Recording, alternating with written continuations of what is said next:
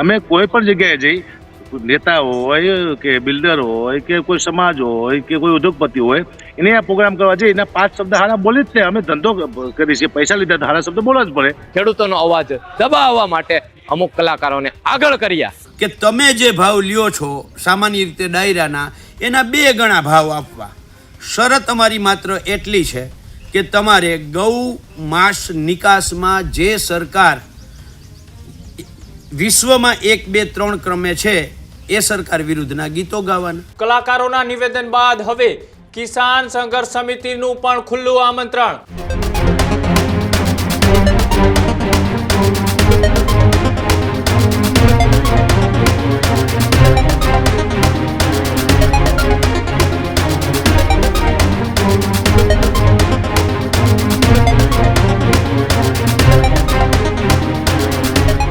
સમાચારોમાં આગળ વાત કરીએ. આજથી થોડા દિવસ પહેલા મોરબીના ટંકારામાં લાલજી દેસાઈના નિવેદન બાદ જે કલાકારોને લઈ વિવાદ છેડાયો હતો, કલાકારોના નિવેદન બાદ હવે કિસાન સંઘર્ષ સમિતિનું પણ ખુલ્લું આમંત્રણ.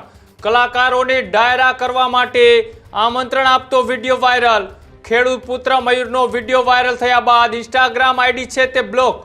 ખેડૂત પુત્રની આઈડી બ્લોક થતા રાજકીય ગરમાવો જોવા મળ્યો. આઈડી બ્લોક થતા કોંગ્રેસના પાલ આંબલિયાએ સરકારને કર્યા સવાલ. જાહેર આમંત્રણ કેવી રીતે વાયલન્સ ગણાય, આવી વાત એ પાલ આંબલિયાએ મૂકી. કલાકારને બચાવવા સરકાર આગળ આવી હોવાની વાતના આક્ષેપ એ પાલ આંબલિયાએ કર્યા. કહ્યું કે હજુ તો મયુર બોલ્યો છે, આવતીકાલે ખેડૂતના એક દીકરાઓ બોલશે. જે રીતના લાલજી દેસાઈના મોરબીના ટંકારામાંથી જે નિવેદન છે કલાકારોને લઈ આપ્યું હતું, એ નિવેદન બાદ કલાકારોમાં ક્યાંક ને ક્યાંક રોષ ફેલાયો હતો અને ત્યારબાદ કલાકારોના જે નિવેદન હતા એ નિવેદન સામે હવે કોંગ્રેસ છે તે મેદાને પડ્યું છે. જે રીતના કલાકારોની જે નિવેદન હતા કે અમને જે પૈસા આપે તેના ગુણગાન ગાય, તો કોંગ્રેસે હવે તેમને ખુલ્લું આમંત્રણ આપ્યું. ડાયરાને લઈ કોંગ્રેસે કલાકારોને આમંત્રણ આપતા ઇન્સ્ટાગ્રામ આઈડી છે તે બ્લોક થતા હવે રાજકીય ગરમાવો છે તે આ મામલે જોવા મળી રહ્યો છે. કોંગ્રેસના પાલ આંબલિયાએ પણ આ મામલે સવાલો ઉઠાવ્યા છે.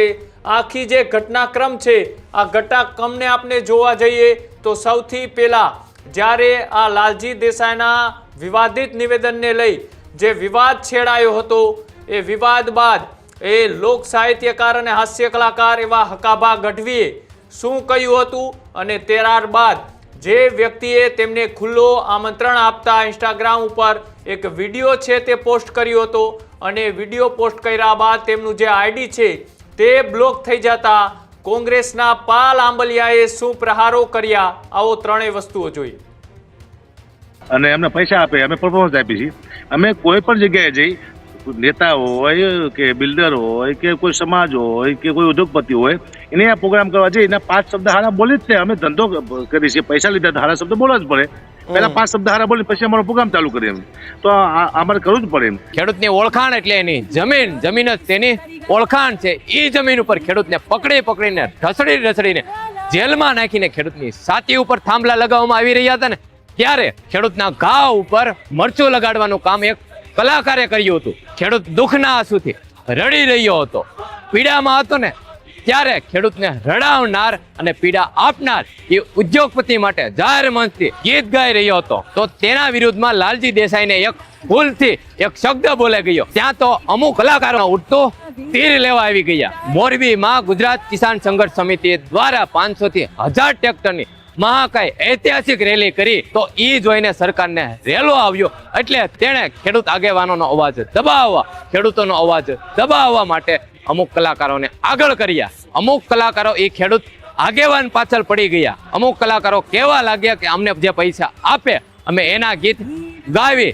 તમે ખેડૂત પર ઘા કર્યો છે તો જવાબ ખેડૂત પુત્ર આપશે. ગુજરાત કિસાન સંઘર્ષ સમિતિના અમારા સાથીદાર મહેશ રાજકોટિયાની ઓપન ચેલેન્જ છે ગુજરાતના તમામ એ કલાકારોને જે પૈસા લઈને કોઈના પણ ગીત ગાય છે, બોલો પૈસા 5 લાખ, 10 લાખ, 15 લાખ, 20 લાખ, 25 લાખ તમારી ફી કરતા તમને ડબલ રૂપિયા મળશે. તમારે ખાલી ખેડૂતની દુઃખના, પીડાના, ખેડૂતના પ્રશ્નોના ગીત ગાવાના છે. તમારે ખેડૂતની જમીન ઉપર બળજબરી પૂર્વક વીજ થાંભલા નાખતી ખાનગી વીજ કંપની વિરોધમાં ગીત ગાવાના છે. તમારે ગૌચર જમીન ખાનારા ઉદ્યોગપતિની વિરોધમાં ગીત ગાવાના છે. તમારે ગાયોનું માંસ વેચનારી કંપનીઓ પાસેથી ફંડ લઈ ચૂંટણી જીતનારી પાર્ટી વિરુદ્ધમાં ગીત ગાવાના છે મંજૂર?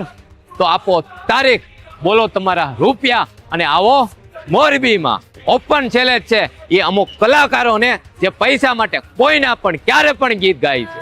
તો આવી જજો મોરબીમાં. ખેડૂતોના ખેતરમાં એટલે કે ખેડૂતોની છાતીમાં ખાનગી વીજ કંપનીઓ જે થાંભલાઓ ઊભા કરે છે એની વિરુદ્ધમાં ગુજરાત કિસાન સંઘર્ષ સમિતિએ ગઈ 2 તારીખે ટંકારાથી મોરબી ઐતિહાસિક ટ્રેક્ટર યાત્રા કરી. અને એની પહેલાં સભામાં લાલજીભાઈથી એક શબ્દ કલાકારો વિશે જે બોલાયો અને એની એમણે દિલગીરી પણ વ્યક્ત કરી દીધી છે. પણ તેમ છતાંય ભાજપના ઈશારે અને અમુક તો ભાજપના હોદ્દેદારો હોય એવા કલાકારો ઉછળી અને કેવા લાગ્યા છે ને એમાંથી કેટલાક કલાકારોએ એવું કહ્યું કે અમને તો જે પૈસા આપે એના અમે ગીત ગાઈએ. ઓકે, સહમત. અને એને લઈ અને ગુજરાત કિસાન સંઘર્ષ સમિતિના અમારા મહેશભાઈ રાજકોટિયાએ અમારા જ સાથી મયુર ખેડૂત પુત્રના માધ્યમથી એક વિડીયો બનાવી અને આ જે કલાકારો એમ કહે છે કે અમને જે પૈસા આપે એના અમે ગીત ગાઈએ એ ને ચેલેન્જ આપતું એમને એમનો ડાયરો કરવા માટે આવકાર આપતો અને મયુરે મહેશભાઈ વતી કહ્યું કે તમે જે ભાવ લ્યો છો સામાન્ય રીતે ડાયરાના એના 2 ગણા ભાવ આપવા. શરત અમારી માત્ર એટલી છે કે તમારે ગૌ માંસ નિકાસમાં જે સરકાર વિશ્વમાં 1, 2, 3 ક્રમે છે એ સરકાર વિરુદ્ધના ગીતો ગાવાના.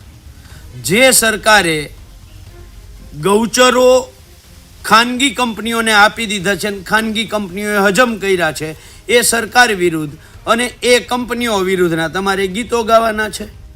જે સરકારે ગૌમાંસની નિકાસ કરતી કંપનીઓ પાસેથી ચૂંટણી ફંડ લીધું છે જે પક્ષે, એ પક્ષ વિરુદ્ધના ગીતો ગાવાના છે. જે ખેડૂતોના ખેતરમાં થાંભલાઓ ખોડે છે એ કંપનીઓની વિરુદ્ધના ગીતો ગાવાના છે. આવો, અમે તમને આવકાર આપીએ છીએ, તારીખ તમે નક્કી કરો. એ તારીખે અમારે તમારો ડાયરો કરવો છે અને તમારો જે ભાવ ચાલે છે એના ડબલ પૈસા આપશું. હવે આવો વિડીયો મયુરે ગઈકાલે પોતાના ઇન્સ્ટાગ્રામ અકાઉન્ટ ખેડૂત પુત્ર મયુર એના ઉપર મૂક્યો અને આ સરકારે ઇન્સ્ટાગ્રામને કહી અને આ વિડીયો વાયોલન્સ ફેલાવે છે એટલે એ વિડીયોએ બ્લોક કરી દીધો અને મયુરનું અકાઉન્ટ પણ ઇન્ડિયામાં વિઝિબલ ન થાય એવું કરી દીધું. ત્યારે સવાલ એ છે કે આવો ડર સરકારને ખેડૂતોથી શું કામ લાગે છે? આ વાત તો કલાકારો ઉપર હતી, એમાં સરકારને ક્યાં ડાયરેક્ટ લાગે વળગે છે? પણ તેમ છતાંય જ્યારે સરકાર ઉપર દબાણ આવ્યું ત્યારે કલાકારો બચાવમાં આવ્યા અને હવે કલાકારો ઉપર દબાણ આવ્યું એટલે સરકાર બચાવમાં આવી. આ ડર અમને ગમ્યો છે. પણ ગઈકાલે મયુરે કહ્યું, આજે ફરીથી હું મહેશ રાજકોટિયા વતી કહું છું, જે કલાકારો એમ કહે છે કે અમે જે પૈસા આપે એના માટે ગીત ગાઈએ છીએ, તો મારા મહેશભાઈ રાજકોટિયા કિસાન સંઘર્ષ સમિતિના સાથી તમારો રેગ્યુલર ડાયરાનો જે ભાવ હાલે છે એનાથી 2 ગણા ભાવ આપવા તૈયાર છે. આવો, ગીત ગાઓ, અમે જે કહીએ અને ખોટા નથી ગવડાવવા, ખરેખર તમારું જે કામ છે એ જ કરાવવું છે. આવો, આપણે સાથે મળી અને ખેડૂતોનો ડાયરો કરીએ, ખેડૂતોને હેરાન કરતા લોકો સામે આપણે અવાજ ઉઠાવીએ. ચલો, ક્યારે આપો છો તારીખ? જય જવાન, જય કિસાન, જય જગત.